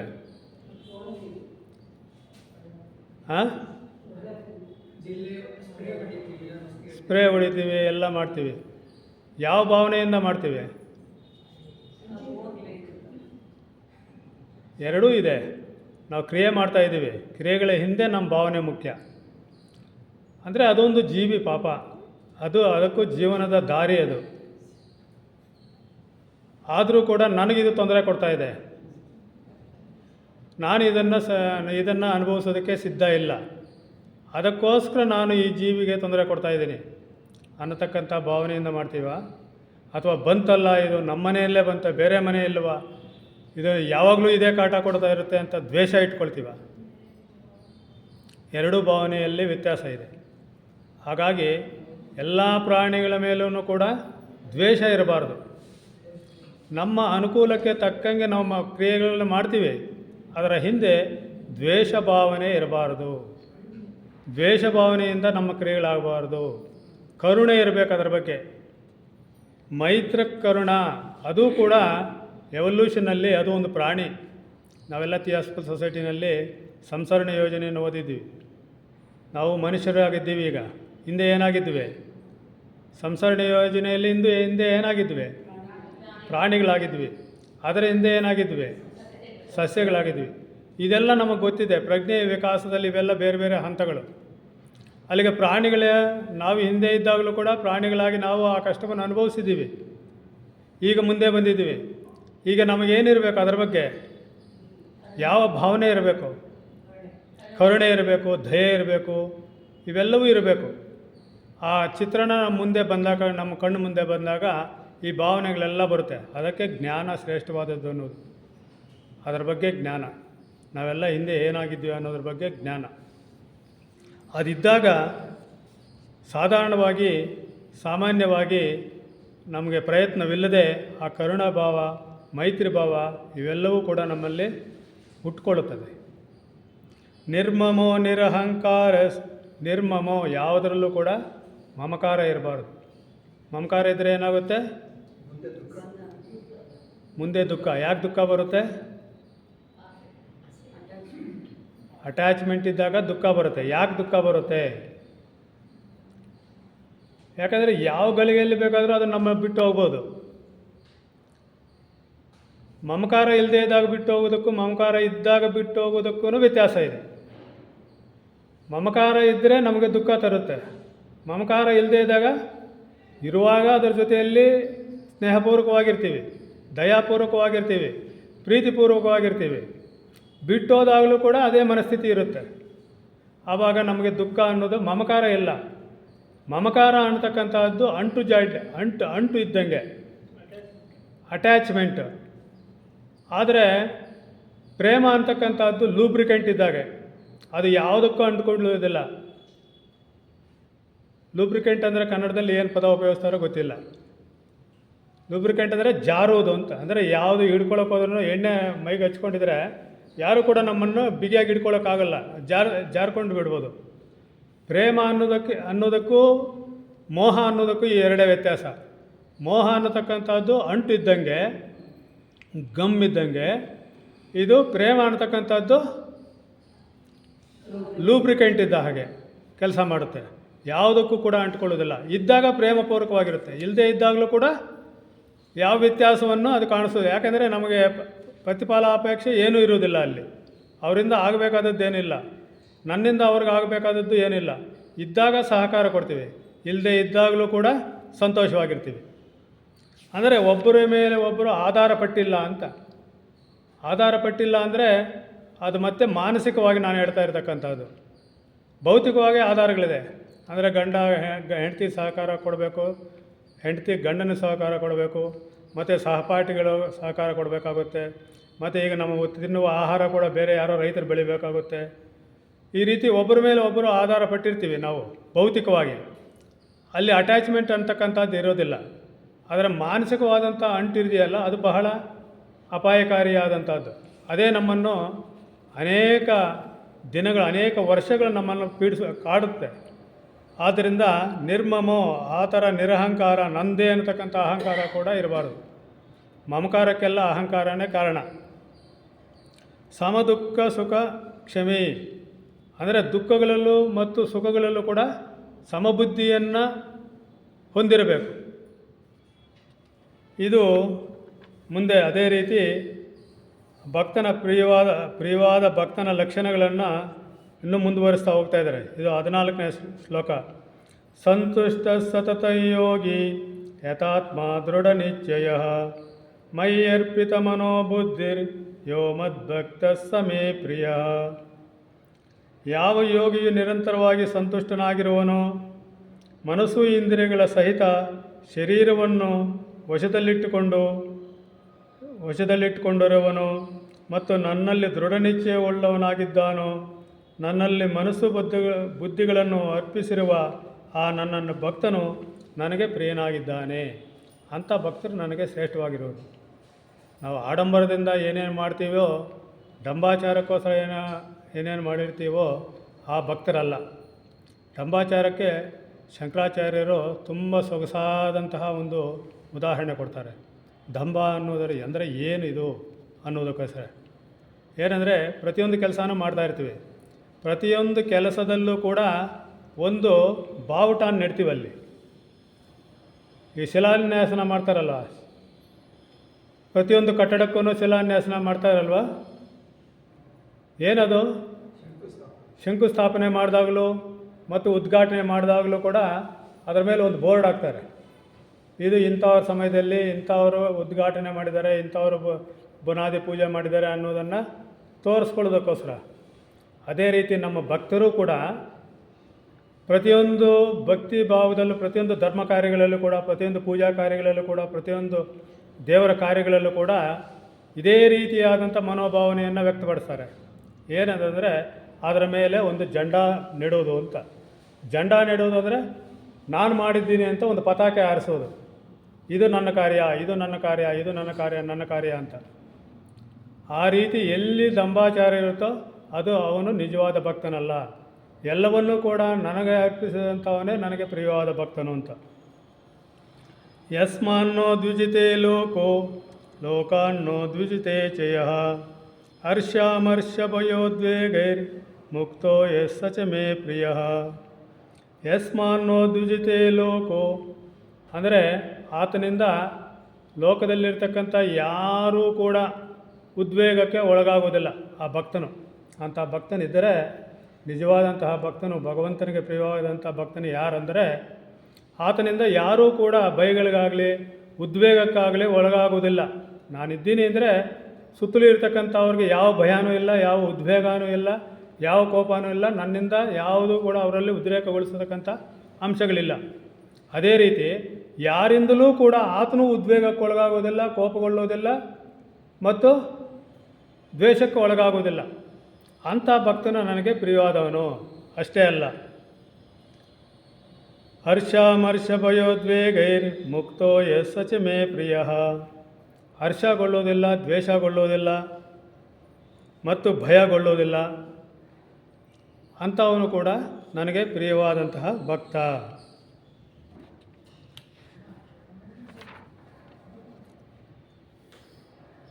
ಅನಪೇಕ್ಷ ಶುಚಿರ್ದಕ್ಷ ಉದಾಸೀನೋ ಗತವ್ಯತಃ ಸರ್ವಾರಂಭ ಪರಿತ್ಯಾಗಿ ಯೋ ಮದ್ಭಕ್ತ ಸ ಮೇ ಪ್ರಿಯ. ಇಂಥವರು ಪ್ರಿಯ. ಏನಂದರೆ ಯಾವಾಗಲೂ ವ್ಯಥೆ ಪಡೋದು, ಗತಕಾಲವನ್ನು ನೆನೆಸ್ಕೊಂಡು ವ್ಯಥೆ ಪಡೋದು. ನಮ್ಮ ದುಃಖಗಳಿಗೆಲ್ಲ ಕಾರಣ ಏನು ಅಂದರೆ ನಮ್ಮನ್ನು ನಾವು ಪರೀಕ್ಷೆ ಮಾಡಿಕೊಂಡಾಗ ನಮ್ಮ ದುಃಖಗಳು ಪೂರ್ತಿ ಕೂಡ, ಈಗ ಸದ್ಯಕ್ಕೆ ನಾವು ಈ ಹಾಲಲ್ಲಿ ಕೂತ್ಕೊಂಡಿದ್ದೀವಿ, ನಮಗೇನು ಅಪಾಯ ಇಲ್ಲ. ಆಚೆ ಕಡೆಯಿಂದಾಗಲಿ ಒಳಗಡೆಯಿಂದಾಗಲಿ ಯಾವುದೇ ಅಪಾಯ ಪರಿಸ್ಥಿತಿಯಲ್ಲಿ ನಾವೀಗಿಲ್ಲ. ಆದರೂ ಕೂಡ ಇಲ್ಲಿ ಕೂತ್ಕೊಂಡು ಎಂದೋ ನಡೆದಂಥ ಒಂದು ಘಟನೆಯನ್ನು ನೆನೆಸ್ಕೊಂಡು ನಾವು ಉದ್ರೇಕಗೊಳ್ಳಬಹುದು, ದುಃಖ ಪಡ್ಬೋದು. ಯಾಕೆಂದರೆ ಅಂಥ ಒಂದು ಘಟನೆ ಮತ್ತೆ ಮರುಕಳಿಸುತ್ತೇನೋ ಅಂತಕ್ಕಂಥದ್ದು, ಮತ್ತು ಅಂಥ ಘಟನೆ ಯಾಕೆ ಸಂಭವಿಸಬೇಕಾಗಿತ್ತು ಅಂತಕ್ಕಂಥದ್ದು, ನನಗೇ ಸಂಭವಿಸುತ್ತೆ ಅಂತಕ್ಕಂಥದ್ದು. ಇಂಥ ಯೋಚನೆಗಳೆಲ್ಲವೂ ಕೂಡ ನಮ್ಮನ್ನೇನು ಮಾಡುತ್ತೆ? ದುಃಖಕ್ಕೆ ಈಡು ಮಾಡುತ್ತೆ. ಆದರೆ ಈಗ ಸದ್ಯಕ್ಕೆ ದುಃಖದ ಪರಿಸ್ಥಿತಿ ಇದೆಯಾ? ಇಲ್ಲ. ದುಃಖ ಬಂದಿದ್ದೆ ಅದಕ್ಕೋಸ್ಕರ. ದುಃಖ ಬಂದಿದ್ದು ಈ ಕ್ಷಣದಲ್ಲಿ ದುಃಖ ಬಂದಿದೆ, ಅದಕ್ಕೇನು ಕಾರಣ? ಅಪೇಕ್ಷೆನಾ? ಈ ಕ್ಷಣದಲ್ಲಿ ಈಗ ದುಃಖ ಪರಿಸ್ಥಿತಿಯಲ್ಲಿ ನಾವಿಲ್ಲ, ಆದರೂ ಕೂಡ ನಮ್ಮ ದುಃಖ ಅನುಭವಿಸ್ತೀವಿ, ಕೋಪಗೊಳ್ತೀವಿ, ಅಸೂಯೆ ಪಡ್ತೀವಿ, ದ್ವೇಷ ಮಾಡ್ತೀವಿ. ಇವೆಲ್ಲಕ್ಕೂ ಕಾರಣ ಏನು? ಮನಸ್ಸು ಸರಿನೇ. ಯಾಕೆ ಮನಸ್ಸು? ಹಿಂದಿನದನ್ನು ತಗೊಂಡು ಬಂದು ಈಗ ಸದ್ಯಕ್ಕೆ ಈಗ ನೆನೆಸ್ಕೊಳ್ತಕ್ಕಂಥದ್ದು. ಅದು ಹಿಂದೆ ಸತ್ತೋಗ್ಬಿಟ್ಟಿದೆ, ಜೀವ ಇಲ್ಲ. ಅದಕ್ಕೇನು ಮಾಡ್ತಾಯಿದ್ದೀವಿ ನಾವು? ಅದನ್ನು ಮತ್ತೆ ನಮ್ಮ ಮನಸ್ಸಿನಲ್ಲಿ ಇಟ್ಕೊಂಡಿದ್ದೀವಿ, ಮನಸ್ಸಿಗೆ ಮತ್ತೆ ತಂದು ಕೊಡ್ತಾಯಿದ್ದೀವಿ, ಮತ್ತೆ ಅದಕ್ಕೆ ಜೀವ ಕೊಡ್ತಾಯಿದ್ದೀವಿ. ಅಂದರೆ ಈ ದುಃಖಕ್ಕೆ ಆ ದುಃಖಕ್ಕೆ ಯಾರೋ ಕಾರಣ ಇರ್ಬೋದು, ಈ ದುಃಖಕ್ಕೆ ಯಾರು ಕಾರಣ? ನಾವು. ಇದು ಸ್ಪಷ್ಟ ಆಗ್ತಾ ಇದೆಯೇ ನಮಗೆ? ಇದು ಸ್ಪಷ್ಟ ಆದರೆ ಮತ್ತು ಮುಂದೆ ಏನೋ ನಡೆಯುತ್ತೆ ಅಂತಕ್ಕಂಥ ಯೋಚನೆ. ಹಿಂದೆ ಈಗ ನಡೆದಿತ್ತು, ಮುಂದೆ ಏನಾದರೂ ಆಗ್ಬೋದು. ಮಕ್ಕಳ ಗತಿ ಏನು? ನನ್ನ ಸಂಸಾರದ ಗತಿ ಏನು? ಇವತ್ತೇನೋ ನಾನು ಸುಸ್ಥಿತಿನಲ್ಲಿದ್ದೀನಿ, ಏನಾದರೂ ಆಗಿಬಿಟ್ರೆ, ಭೂಕಂಪ ಆಗಿಬಿಟ್ರೆ ಅದಕ್ಕೆಲ್ಲ ದುಃಖ ಪಡ್ತೀವಿ. ಅದಕ್ಕೆಲ್ಲ ಕಾರಣ ಏನು? ಅದೂ ಕೂಡ ನೆನಪೇನೆ. ಅದೂ ಕೂಡ ಹಿಂದೆ ನಡೆದಿರ್ತಕ್ಕಂಥದ್ದನ್ನಕ್ಕೆ ಜೀವ ಕೊಟ್ಟು ದುಃಖ ಪಡ್ತಕ್ಕಂಥದ್ದು, ಮುಂದೆ ನಡೀದೇ ಇರತಕ್ಕಂಥದ್ದನ್ನು ಕೂಡ ನಮ್ಮ ಮನಸ್ಸಿನಲ್ಲಿ ತಗೊಂಡು ಅದಕ್ಕೆ ಜೀವ ಕೊಟ್ಟು ಅದರಿಂದ ದುಃಖ ಪಡ್ತಕ್ಕಂಥದ್ದು. ಇವು ಎರಡು ಬಿಟ್ಟರೆ ಪ್ರೆಸೆಂಟಲ್ಲಿರ್ತಕ್ಕಂಥ ದುಃಖಗಳು 100ಕ್ಕೆ 10 ಭಾಗ ಕೂಡ ಇರೋದಿಲ್ಲ. 100ಕ್ಕೆ 90 ಭಾಗ ಯಾವುದಿದು? ನಾವು ಸೃಷ್ಟಿ ಮಾಡಿಕೊಂಡಿರ್ತಕ್ಕಂಥ ದುಃಖಗಳು. ನಾವೇ ಪ್ರಪಂಚವನ್ನು ಸೃಷ್ಟಿ ಮಾಡಿಕೊಂಡು ನಾವೇ ಅದರಲ್ಲಿ ಜೀವನ ಮಾಡಿ ನಾವೇ ಅದನ್ನು ಮನಸ್ಸಿಗೆ ತಂದುಕೊಂಡು ನಾವೇ ದುಃಖ ಪಡ್ತಕ್ಕಂಥ ಸೆಲ್ಫ್ ಮೇಡ್ ಅಂತ ಹೇಳ್ತೀವಲ್ಲ, ಇವೆಲ್ಲ ದುಃಖಗಳು ಯಾರು ಮಾಡ್ತಾ ಇರೋದು? ನಾವೇ ಮಾಡ್ಕೊಳ್ತಾ ಇರತಕ್ಕಂಥದ್ದು. ಇದು ಸ್ಪಷ್ಟವಾದರೆ ನಾವು ಅದಕ್ಕೆ ದಾಸರಾಗ್ತೀವ? ಆ ಒಂದು ಚಕ್ರದಿಂದ ಬಿಡುಗಡೆ ಹೊಂದುವುದಿಲ್ಲವಾ? ಖಂಡಿತ ಹೊಂದುತ್ತೀವಿ. ಇದನ್ನು ಹೇಳ್ತಾ ಇರ್ತಾರೆ. ಯೋ ನ ಹರ್ಷ್ಯತಿ ನ ದ್ವೇಷ್ಟಿ ನ ಶೋಚತಿ ನ ಕಾಂಕ್ಷತಿ ಶುಭಾಶುಭ ಪರಿತ್ಯಾಗಿ ಭಕ್ತಿ ಮಾನ್ಯ ಸಮೇ ಪ್ರಿಯ. ಯಾರು ಎಂದಿಗೂ ಹರ್ಷನಾಗುವುದಿಲ್ಲವೋ, ದ್ವೇಷಿಸುವುದಿಲ್ಲವೋ, ಶೋಕಿಸುವುದಿಲ್ಲವೋ, ಏನನ್ನೂ ಬಯಸುವುದಿಲ್ಲವೋ, ಶುಭ ಮತ್ತು ಅಶುಭ, ಒಳ್ಳೆಯದಾಗ್ಬೋದು ಅಥವಾ ಕೆಟ್ಟದ್ದಾಗ್ಬೋದು, ಏನಾದರೂ ಜೀವನದಲ್ಲಿ ಇವೆಲ್ಲವೂ ನಡೀತಾ ಇರುತ್ತೆ. ಶುಭವೂ ನಡೆಯುತ್ತೆ, ಅಶುಭವೂ ನಡೆಯುತ್ತೆ. ಅದರ ಫಲಗಳನ್ನು ತ್ಯಾಗ ಮಾಡುವನು ಆ ಭಕ್ತನಾದ ಪುರುಷನು ನನಗೆ ಪ್ರಿಯನಾಗಿದ್ದಾನೆ.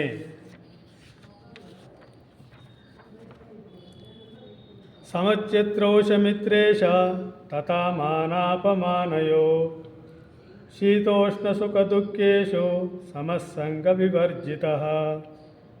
ಸಮಚಿತ್ರೌಷ ಮಿತ್ರೇಶ, ಮಿತ್ರರಲ್ಲೂ ಮತ್ತು ಶತ್ರುಗಳಲ್ಲೂ ಸಮತ್ವ ಇರಬೇಕು ಅಲ್ವಾ? ನಾವೇನು ಮಾಡ್ತೀವಿ? ಶತ್ರುವನ್ನು ಶತ್ರುವಾಗೇ ನೋಡ್ತಾ ಇರ್ತೀವಿ, ಮಿತ್ರರನ್ನು ಮಿತ್ರರಾಗೇ ನೋಡ್ತಾ ಇದ್ದೀವಿ. ಆ ರೀತಿಯಾಗಿ ನಾವು ವಾಡಿಕೆ ಆಗಿಬಿಟ್ಟಿದೆ ನಮಗೆ. ಶತ್ರು ಧ್ಯಾನ ಮಾಡೋ ಕಾಲದಲ್ಲಿ ಯಾರನ್ನೂ ದ್ವೇಷ ಮಾಡಬಾರ್ದು, ಪ್ರಪಂಚವನ್ನು ಪ್ರೀತಿ ಮಾಡಬೇಕು, ಸರ್ವಭೂತಗಳಲ್ಲಿ ನಮ್ಮ ಪ್ರೀತಿ ಮಾಡಬೇಕು ಅಂದಾಗ ಎಸ್ ಅಂತೀವಿ. ಸರ್ವರು ಸಹೋದರರು ಅಂದಾಗ ಎಸ್ ಅಂತೀವಿ, ಎಲ್ಲಕ್ಕೂ ಒಪ್ಕೊಳ್ತೀವಿ. ಪ್ರಪಂಚವನ್ನು ಪ್ರೀತಿ ಮಾಡ್ತೀರ, ಓಕೆ ಅಂತೀವಿ. ನಮ್ಮ ದೇಶದ ಎಲ್ಲ ಜನಗಳನ್ನು ಪ್ರೀತಿ ಮಾಡಬೇಕಂದ್ರೆ ಓಕೆ ಅಂತೀವಿ. ಆದರೆ ನಮ್ಮ ಪಕ್ಕದ ಮನೆಯನ್ನು ನೀನು ಅವ್ರು ಮಾಡಿದ ತಪ್ಪನ್ನು ಕ್ಷಮಿಸಬೇಕು, ನೀನು ಅವನ ಜೊತೆ ಸ್ನೇಹಪೂರ್ವದಿಂದ ಇರಬೇಕು ಅಂದರೆ ಅದೊಂದು ಮಾತ್ರ ಸಾಧ್ಯ ಇಲ್ಲ. ಅಥವಾ ನಮ್ಮ ಮನೆಯಲ್ಲೇ ಸೊಸೆ ಆಗಿರ್ಬೋದು, ಅತ್ತೆ ಆಗ್ಬೋದು, ಮಗ ಆಗ್ಬೋದು, ತಂದೆ ಆಗ್ಬೋದು, ಯಾರೇ ಆಗ್ಬೋದು, ನಮ್ಮ ಮನೆಯಲ್ಲೇ ಒಬ್ಬರು ನಮಗೆ ದ್ವೇಷಿಸುವಂಥವ್ರಿದ್ದರೆ ಎಲ್ಲರೊಂದಿಗೂ ಸಲಿಗೆಯಿಂದಿರ್ತೀವಿ, ಎಲ್ಲರೊಂದಿಗೂ ಪ್ರೀತಿ ಭಾವನೆ ತೋರಿಸ್ತೀವಿ. ಎಲ್ಲರೂ ತಪ್ಪು ಮಾಡಿದರೆ ಅಯ್ಯೋ ಸಾಧಾರಣ ಅಂತೀವಿ. ಆದರೆ ಇವ್ರು ಮಾಡಿದ ತಪ್ಪುಗಳನ್ನು ಮಾತ್ರ ಬೃಹದಾಕಾರ ಮಾಡ್ತೀವಿ. ಎಲ್ಲರನ್ನು ಬೇಕಾದರೆ ಕ್ಷಮಿಸ್ತೀರಿ, ಇವರನ್ನು ಮಾತ್ರ ನಾವು ಕ್ಷಮಿಸೋದಿಲ್ಲ ಅಂತ ಹೇಳ್ತೀವಿ. ಅಂದರೆ ಒಂದನ್ನು ಎಕ್ಸ್ಕ್ಲೂಡ್ ಮಾಡ್ತೀವಿ. ಯಾರನ್ನು ನಾವು ದ್ವೇಷ ಮಾಡ್ತೀವೋ ಅವರನ್ನು ನಮ್ಮ ಸರ್ಕಲ್ನಿಂದ, ನಾವು ಪ್ರೀತಿ ಮಾಡುವ ಒಂದು ಗುಂಪಿನಿಂದ ಪ್ರತ್ಯೇಕ ಮಾಡಿಬಿಡ್ತೀವಿ. ಅದು ಸಮಗ್ರತೆ ಅಲ್ಲ, ಸಮಗ್ರ ದೃಷ್ಟಿಕೋನ ಅಲ್ಲ. ಅಲ್ಲಿ ಹೇಳ್ತಾ ಇದೆ, ಸಮಚಿತ್ರೌಷ ಮಿತ್ರೇಶ ತಥಾ ಮಾನಾಪಮಾನಯೋ.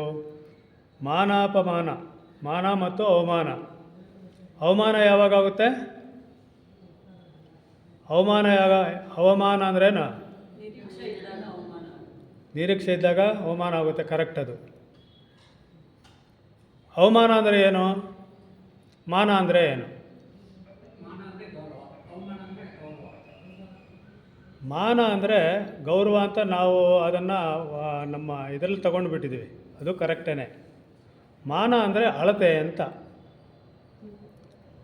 ಮಾನ ಅಂದರೆ ಅಳತೆ, ಅಂದರೆ ನಾನು ಇಂಥವನು ಅನ್ನತಕ್ಕಂಥ ಒಂದು ಅಳತೆ. ಅದಕ್ಕಾಗತಕ್ಕಂಥ ಅವಸಾನ ಇದೆಯಲ್ಲ, ಆ ಮಾನಕ್ಕೆ ಆಗತಕ್ಕಂಥ ಅವಸಾನ ಇದೆಯಲ್ಲ, ಅದು ಅವಮಾನ. ಅಂದರೆ ನಾನು ಇಂಥವನು ಅಂದ್ಕೊಂಡಿರ್ತೀನಿ, ನೀವು ಬಂದು ಏನು ಮಾಡ್ತೀರ ನನಗೆ, ನೀನು ಇಂಥವನಲ್ಲ, ನೀನು ಇಂಥವನು ಅಂತೇಳಿ ಅದಕ್ಕೆ ವಿರುದ್ಧವಾಗಿ ಹೇಳ್ತಾರೆ. ನಾನು ಮರ್ಯಾದಸ್ಥನಾದರೆ ನೀನು ಮರ್ಯಾದಸ್ಥನ ಅಲ್ಲ ಅಂತ ನಾನೊಂದು ಮಾನ ಇಟ್ಕೊಂಡಿರ್ತೀನಿ, ಒಂದು ಅಳತೆ ಇಟ್ಕೊಂಡಿರ್ತೀನಿ. ಅದನ್ನು ನೀವೇನು ಮಾಡ್ತೀರಾ? ಅದಕ್ಕೆ ಡ್ಯಾಮೇಜ್ ಮಾಡ್ತೀರಾ. ನೀನು ಅದಲ್ಲ ಅಂತ ಹೇಳ್ತೀರ. ಆವಾಗ ನನಗೇನಾಯಿತು? ಅವಮಾನ. ನಾನು ಹೆಂಗಿದ್ದೀನೋ ಹಂಗೆ ಇದ್ದೀನಿ. ನಾನು ಮೊದಲು ಹೆಂಗಿದ್ದೀನೋ, ನೀವು ಅನ್ನೋದಕ್ಕೆ ಮೊದಲು ಹೆಂಗಿದ್ದೀನೋ, ನೀವು ಅಂದ ಮೇಲೂ ಕೂಡ ಹಂಗೆ ಇರ್ತೀನಿ. ನನ್ನ ಒಂದು ವ್ಯವಸ್ಥೆಯಲ್ಲಿ ಯಾವ ಬದಲಾವಣೆಯೂ ಇಲ್ಲ. ಬದಲಾವಣೆ ಆಗಿದ್ದಲ್ಲಿ ನಾನು ಅಂದುಕೊಂಡಿದ್ದು ಊಹಾಬಿಂಬ ಇದೆಯಲ್ವಾ, ಅದಕ್ಕೆ ಏಟು ಬಿದ್ದಿದ್ದು. ನನಗೆ ಏಟು ಬಿತ್ತಾ? ನಾನು ಅದರೊಂದಿಗೆ ಐಕ್ಯತೆಯನ್ನು ಹೊಂದಿರತಕ್ಕಂಥದ್ದು ಭಾವನೆ ಇರೋದರಿಂದ ಅದಕ್ಕೆ ಏಟು ಬಿದ್ದರೆ ನನಗೆ ಏಟು ಬಿತ್ತು ಅನ್ನೋ ಥರ ಫೀಲ್ ಆಗ್ತೀನಿ. ಅದಕ್ಕೋಸ್ಕರ ಮಾನ ಅವಮಾನ. ಮಾನ ಇದ್ದಾಗ ಅವಮಾನಕ್ಕೆ ಆಸ್ಪದ ಇದೆ. ನೀವು ಹೇಗಿದ್ದೀರೋ ಹಾಗಿದ್ದರೆ ಅದಕ್ಕೆ ಯಾವ ಅವಮಾನನೂ ಆಗೋದಕ್ಕೆ ಸಾಧ್ಯ ಇಲ್ಲ. ಯಾರು ಏನು ಹೇಳ್ಕೊಂಡ್ರೂ ಕೂಡ ನಿಮ್ಮ ಸ್ಥಿತಿ ಬದಲಾವಣೆ ಆಗೋದಿಲ್ಲ. ಇದು ಮಾನ ಅವಮಾನಗಳಲ್ಲೂ ಕೂಡ ಶೀತೋಷ್ಣ ಸುಖ ದುಃಖೇಶು, ಅಂದರೆ ಶೀತ ಬಂದಾಗ, ಉಷ್ಣ ಬಂದಾಗ, ಸುಖ ಬಂದಾಗ, ದುಃಖ ಬಂದಾಗ ಎಲ್ಲದರಲ್ಲೂ ಕೂಡ ಸಮಭಾವನೆಯನ್ನು ಹೊಂದಿರತಕ್ಕಂಥವನು ನನ್ನ ನಿಜವಾದ ಭಕ್ತನು. ತುಲ್ಯನಿಂದ ಸ್ತುತಿರ್ಮೌನಿ ಸಂತುಷ್ಟೋ ಏನ ಕೇನಚಿತ್ ಅನಿಕೇತ ಸ್ಥಿರಮತಿರ್ ಭಕ್ತಿಮಾನ್ ಮೇ ಪ್ರಿಯೋ ನರಃ. ಯಾರು ನಿಂದಾಸ್ತುತಿಯನ್ನು ಸಮಾನವಾಗಿ ತಿಳಿಯುತ್ತಾರೋ, ಮನನಶೀಲರೋ ಮತ್ತು ಯಾವುದೇ ಪ್ರಾಕಾರದಿಂದಲೂ ಶರೀರಕ್ಕೆ ಅಂಟಿಕೊಳ್ಳದೆ, ಅನಿಕೇತಸ್ ಅಂದರೆ ಯಾವುದೋ ಒಂದು ನೆಲೆ ಮಾಡಿಕೊಳ್ತಕ್ಕಂಥದ್ದು ಅಂತ. ಈ ಪ್ರಪಂಚಕ್ಕಾಗ್ಬೋದು, ಅಲ್ಲ ನಮ್ಮ ಮನಸ್ಸಿಗಾಗ್ಬೋದು, ಅಥವಾ ನಮ್ಮ ಶರೀರಕ್ಕಾಗ್ಬೋದು, ಅದಕ್ಕೆ ಒಂದು ಸ್ಥಾನವನ್ನು ಏರ್ಪಡಿಸ್ಕೊಳ್ಳೋದು ಅಂತ. ಆ ರೀತಿ ಯಾರು ಒಂದು ಸ್ಥಾನವನ್ನು ಏರ್ಪಡಿಸ್ಕೊಳ್ಳದೆ ಆಕಾಶ ಇದ್ದಂಗೆ ಸ್ಥಿರಮತಿರಂದರೆ ನಮ್ಮ ಮನಸ್ಸು ಹೆಂಗಿರಬೇಕು ಅಂದರೆ ಸ್ಥಿರವಾಗಿರಬೇಕು. ಸ್ಥಿರವಾಗಿರ್ತಕ್ಕಂಥದ್ದಕ್ಕೆ ಒಳ್ಳೆಯ ಉದಾಹರಣೆ ಯಾವುದು? ಆಕಾಶ. ಆಕಾಶ ಯಾವತ್ತೂ ಸ್ಥಿರವಾಗಿರುತ್ತೆ, ಏನು ಬದಲಾವಣೆ ಆಗೋದಿಲ್ಲ. ಎಷ್ಟೇ ಮೋಡಗಳು ಬರ್ಬೋದು, ಎಷ್ಟೇ ಗುಡುಗು ಮಿಂಚುಗಳು ಬರ್ಬೋದು, ಆಕಾಶಕ್ಕೇನಾದರೂ ಅದರ ಸ್ಥಿರತೆಯಲ್ಲೇನಾದರೂ ಬದಲಾವಣೆ ಆಗಿದೆಯಾ? ಆಗುತ್ತಾ? ಅದನ್ನು ಕದಲಿಸೋದಕ್ಕಾಗುತ್ತಾ? ಆಗುತ್ತಾ? ಆಕಾಶದಲ್ಲಿ ನಾವು ಸ್ಥಾನವನ್ನು ಕಲ್ಪಿಸ್ಕೋಬೋದು. ಅಂದರೆ ಇದು ಪೂರ್ತಿ ಆಕಾಶ, ಇಲ್ಲೊಂದು ಕಟ್ಟಡ ಕಟ್ಟಿದ್ದೀವಿ. ಆಕಾಶದಲ್ಲಿ ಇಲ್ಲೊಂದು ಕಟ್ಟಡ ಕಟ್ಟಿದ್ದೀವಿ. ಇದನ್ನು ಘಟಾಕಾಶ ಅಂತೀವಿ, ಅದನ್ನು ಬಾಹ್ಯಾಕಾಶ ಅಂತ ಹೇಳ್ತೀವಿ. ಈ ಕಟ್ಟಡ ಯಾವತ್ತಿದ್ರೂ ಕೂಡ ಇದು ಟೆಂಪ್ರವರಿ, ಯುಗಗಳಾಗ್ಬೋದು, 100 ವರ್ಷ ಆಗ್ಬೋದು, 200 ಆಗ್ಬೋದು, 300 ಆಗ್ಬೋದು, ಎಷ್ಟೇ ವರ್ಷಗಳಾಗ್ಬೋದು. ಈ ಕಟ್ಟಡ ಬಿದ್ದೋದ್ರೆ ಏನಾಗುತ್ತೆ? ಇದರಲ್ಲಿರ್ತಕ್ಕಂಥ ಈ ಆಕಾಶ, ಈ ಮನೆ ಅಂತಕ್ಕಂಥದ್ದು ಏನಾಗುತ್ತೆ? ಚೂರು ಚೂರು ಆಗುತ್ತೆ. ಆದರೆ ಈ ಸ್ಥಳ ಏನಾಗುತ್ತೆ? ಆಕಾಶಕ್ಕೆ ಬಯಲನ್ನು ಸೇರುತ್ತೆ. ಇಲ್ಲಿ ಬಯಲು, ಅಲ್ಲೂ ಬಯಲು, ಬಯಲು ಸೇರುತ್ತೆ. ಯಾವತ್ತೂ ಅದಕ್ಕೆ ಆ ಸ್ಥಿರತೆಗೆ ಧಕ್ಕೆ ಇರುವುದಿಲ್ಲ ಅಂತ, ಅಂದರೆ ಅಷ್ಟು ಸ್ಥಿರವಾಗಿರುತ್ತೆ ಅಂತಾರೆ. ಅದೇ ರೀತಿ ನಮ್ಮ ಮನಸ್ಸಿಗೆ ಎಷ್ಟೇ ಆಲೋಚನೆಗಳು ಬಂದರೂ, ಎಷ್ಟೇ ದುಃಖಗಳು ಬಂದರೂ, ಎಷ್ಟೇ ಸಂತೋಷಗಳು ಬಂದರೂ ನಮ್ಮ ಮನಸ್ಸು ಅಷ್ಟು ಸ್ಥಿರವಾಗಿರಬೇಕು. ಅವೆಲ್ಲ ಗಾಳಿಪಟ ಬಂದಂಗೆ ಬರುತ್ತೆ ಹೋಗುತ್ತೆ. ಪ್ರತಿಯೊಂದು ವಿಚಾರ ಕೂಡ ಎಷ್ಟೇ ನಾವು ಇದು ಗಂಭೀರವಾದಂಥ ಸಮಸ್ಯೆ ಅಂದ್ರೂ ಕೂಡ ಅದು ಒಂದಿನ ತೀರ್ತಕ್ಕಂಥದ್ದು. ಆದರೆ ಆ ಮತಿ ಅನ್ನೋದಿದೆಯಲ್ಲ, ನಮ್ಮ ಪ್ರಜ್ಞೆ ಅನ್ನೋದಿಲ್ಲ, ಅದು ಸ್ಥಿರವಾಗಿರಬೇಕು. ಅದರಲ್ಲಿ ಎಲ್ಲವೂ ಬಂದು ತೂರ್ಕೊಳ್ಳುತ್ತೆ, ಎಲ್ಲವೂ ಮತ್ತು ಹಾರೋಗುತ್ತೆ. ಬಂದು ಗೂಡು ಕಟ್ಕೊಳ್ಳುತ್ತೆ, ಮತ್ತೆ ಹಾರೋಗುತ್ತೆ. ನಾವು ಎಲ್ಲಿವರೆಗೂ ಅದಕ್ಕೆ ಸ್ಥಾನ ಕೊಟ್ಟಿರ್ತೀವೋ ಅಲ್ಲಿವರೆಗೂ ಅದು ಸ್ಥಿರವಾಗಿರುತ್ತೆ. ಮತ್ತು ಅಲ್ಲಿಂದ ನಾವು ಗಮನ ಕೊಡದೇ ಇದ್ದರೆ ಎತ್ತು ಹಾರೋಗುತ್ತೆ, ಸಮಸ್ಯೆಗಳು ಹಂಗೆ ತೀರೋಗುತ್ತೆ. ಆ ರೀತಿ ನಮ್ಮ ಮತಿ ಇರಬೇಕು. ಇದಕ್ಕೆ ಭಕ್ತರಿಗೆ ಒಂದು ಉದಾಹರಣೆ. ಭಕ್ತಿಗೆ ಯಾರು ಶ್ರೇಷ್ಠವಾದಂಥ ಒಂದು ವ್ಯಕ್ತಿಯನ್ನು ನಾವಿಲ್ಲಿ ಜ್ಞಾಪಕ ಮಾಡ್ಕೊಳ್ಳೋಣ. ಭಕ್ತಿಗೆ ಶ್ರೇಷ್ಠವಾದಂಥ ವ್ಯಕ್ತಿ ಒಬ್ಬರ ಹೆಸರು ಹೇಳಿ. ಭಕ್ತ ಪ್ರಹ್ಲಾದ, ಭಕ್ತಿ ಬಸವಣ್ಣ. ನಾನಿಲ್ಲಿ ಶಬರಿ, ಭಕ್ತಿಗೆ ಬೇಡರ ಕಣ್ಣಪ್ಪ, ಸುಮಾರು ಭಕ್ತ ಜನರಿದ್ದಾರೆ. ಪುರಂದರದ ಸುಮಾರು ಜನ ಇದ್ದಾರೆ. ಅಂದರೆ ಅವರೆಲ್ಲರೂ ಕೂಡ ಭಗವಂತನೇ ಮುಖ್ಯ, ನಾನು ಮುಖ್ಯ ಅಲ್ಲ ಅಂತಕ್ಕಂಥದ್ದನ್ನು ಅವರು ಮನಸ್ಸಲ್ಲಿ ಇಟ್ಕೊಂಡಿದ್ದರು. ಶಬರಿಮಲೆ ಕೂಡ ಒಂದು ಸರಿಯಾದಂಥ ಉದಾಹರಣೆ. ಶಬರಿ ರಾಮಾವತಾರದಲ್ಲಿ ಶಬರಿ ಅಂತ ಒಂದು ಪಾತ್ರ ಬರುತ್ತೆ. ಆ ಶಬರಿ ಚಿಕ್ಕ ಹುಡುಗಿಯಾಗಿದ್ದಾಗಲೇ ಮಾತಂಗ ಮಹರ್ಷಿಗಳ ಆಶ್ರಮ ಸೇರಿಕೊಳ್ತಾರೆ. ಅಲ್ಲೇ ಸೇವೆ ಮಾಡಿಕೊಂಡು ಅಲ್ಲೇ ಇದ್ದುಬಿಡ್ತಾಳೆ. ಈ ಮಾತಂಗ ಮಹರ್ಷಿಗಳಿಗೆ ವಯಸ್ಸಾಯಿತು, ಇನ್ನು ಪರಿನಿರ್ವಾಣ ಹೊಂದತಕ್ಕಂಥ ಸಮಯ ಬಂತು. ಆವಾಗ ಆಶ್ರಮದ ಶಿಷ್ಯರನ್ನೆಲ್ಲ ಕರೆಸಿ ಅವ್ರಿಗೆ ಹೇಳ್ತಾರೆ, ನನ್ನ ಕೊನೆ ಕಾಲ ಬಂದಿದೆ. ಈ ಕೊನೆ ಕಾಲದಲ್ಲಿ ನಿಮಗೇನಾದರೂ ಅನುಮಾನಗಳಿದ್ದರೆ, ಸಂಶಯಗಳಿದ್ದರೆ ಇವಾಗ ಪರಿಹಾರ ಮಾಡಿಕೊಳ್ಳ್ರಿ. ಆಮೇಲೆ ನಾನು ನಿಮಗೆ ಸಿಗುವುದು ಕಷ್ಟ, ಸಿಗುವುದಿಲ್ಲ, ಭೌತಿಕವಾಗಿ ನಾನು ಇರುವುದಿಲ್ಲ. ಇರುವ ಕಾಲದಲ್ಲೇ ನಿಮ್ಮ ಪರಿಹಾರಗಳನ್ನು ಮಾಡಿಕೊಳ್ಳ್ರಿ. ಎಲ್ಲರೂ ಅವರವ್ರಿಗೆ ಬಂದಿದ್ದಂತಹ ಅನುಮಾನಗಳನ್ನೆಲ್ಲವನ್ನು ಅವ್ರ ಮುಂದೆ ಚರ್ಚೆ ಮಾಡಿ ಪರಿಹಾರ ಮಾಡಿಕೊಳ್ತಾರೆ. ಶಬರಿ ಸರದಿ ಬರುತ್ತೆ. ಶಬರಿನ ಕೇಳ್ತಾರೆ. ಆಗ ಶಬರಿ ಹೇಳ್ತಾಳೆ, ನಾನು ಭಗವಂತನ ನೋಡಬಹುದಾ, ನಾನು ಭಗವಂತನನ್ನು ನೋಡೋದಕ್ಕೆ ಸಾಧ್ಯ ಇದೆಯಾ ಅಂತ. ಆವಾಗ ಮಾತಂಗ ಮಹರ್ಷಿಗಳು ಹೇಳ್ತಾರೆ, ಭಗವಂತನನ್ನು ನೀನು ನೋಡೋದೇನೋ, ನಿನ್ನನ್ನೇ ಭಗವಂತ ನೋಡೋಕ್ಕೆ ಬರ್ತಾನೆ. ಭಗವಂತನು ನಿನ್ನನ್ನು ನೋಡೋಕ್ಕೆ ಬರ್ತಾನೆ, ನೀನು ಭಗವಂತನ ನೋಡಬೇಕಾದ ಅವಶ್ಯಕತೆ ಇಲ್ಲ ಅಂತ ಒಂದು ಭರವಸೆ ಕೊಡ್ತಾರೆ. ಆ ಹುಡುಗಿಗೆ ಕುಣಿದು ಕುಪ್ಪಳಿಸಿಬಿಡ್ತಾಳೆ. ನನ್ನನ್ನೇ ನೋಡೋಕ್ಕೆ ಬರ್ತಾರೆ ಭಗವಂತನು, ಅಷ್ಟು ಶ್ರೇಷ್ಠವಾದ ವ್ಯಕ್ತಿನ ನಾನು, ಇಂಥ ಸೌಭಾಗ್ಯ ನನಗಿದೆಯಾ ಅಂತ ಖುಷಿ ಪಟ್ಟುಬಿಡ್ತಾಳೆ. ಮತ್ತೆ ಸ್ವಲ್ಪ ದಿನ ಆದಮೇಲೆ 2-3 ದಿವಸದಲ್ಲಿ ಮಾತಂಗ ಮಹರ್ಷಿಗಳ ದೇಹವನ್ನು ಬಿಡ್ತಾರೆ. ಶಬರಿ ಅವರ ಗುರುಗಳು ಹೇಳಿದ್ದಾರೆ, ಋಷಿಗಳು ಹೇಳಿದ್ದಾರೆ, ಇದು ಗ್ಯಾರಂಟಿ ನಡೆಯುತ್ತೆ, ನಮ್ಮ ಋಷಿಗಳ ಬಾಯಲ್ಲಿ ಮಾತು ಬಂದ ಮೇಲೆ ಅದು ತಕ್ಷಣ ಅದು ನಡೆಯುತ್ತೆ ಅಂತ ನಂಬಿಕೆ ಶಬರಿಗಿರುತ್ತೆ. ಆವಾಗ ಯೋಚನೆ ಮಾಡ್ತಾಳೆ ಶಬರಿ. ಆವಾಗ ಆ ಉತ್ಸಾಹದಲ್ಲಿ, ಆ ಸಂತೋಷದಲ್ಲಿ, ಆ ಆನಂದದಲ್ಲಿ ಯಾವಾಗ ಬರ್ತಾರೆ, ಎಷ್ಟು ದಿನಕ್ಕೆ ಬರ್ತಾರೆ, ಬೆಳಗ್ಗೆ ಬರ್ತಾರಾ, ರಾತ್ರಿ ಇವೆಲ್ಲ ಏನು ಕೇಳೋದು ಮರ್ತೋಗ್ಬಿಡ್ತಾಳೆ. ಕಾಯಬೇಕು ಆಗ ಇದ್ದಿದ್ದ ಒಂದು ಅವಕಾಶ ಏನೋ ಕಾಯಬೇಕು. ಕಾಯುವುದು ಯಾವ ದಿಕ್ಕಿನಿಂದ ಬರ್ತಾರೆ ಅಂತಲೂ ಕೂಡ ಗೊತ್ತಿಲ್ಲ.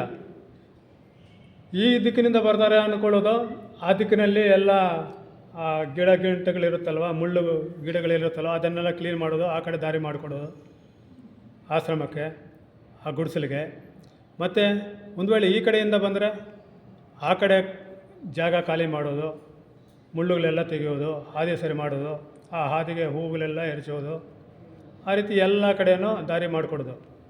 ಮತ್ತೆ ಯೋಚನೆ ಮಾಡ್ತಾರೆ, ನಾನು ಇದನ್ನು ಕೇಳೋದು ಮರ್ತೋಗ್ಬಿಟ್ಟೆ, ಬೆಳಗ್ಗೆ ಬರ್ತಾರಾ ರಾತ್ರಿ ಬರ್ತಾರಾ ಅನ್ನೋದು ನನಗೆ ಗೊತ್ತಿಲ್ವೇ.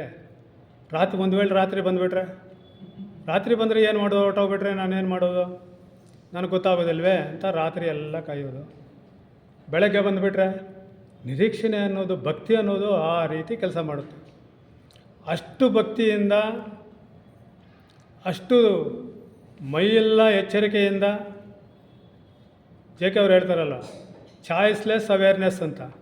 ಈ ಅವೇರ್ನೆಸ್ ಅನ್ನೋದು ಆ ರೀತಿ ಕೆಲಸ ಮಾಡುತ್ತೆ. ಅಂದರೆ ಯಾವುದನ್ನು ಕೂಡ, ಯಾವ ಅವಕಾಶವೂ ಕೂಡ ತಪ್ಪೋಗಬಾರ್ದಲ್ಲಿ.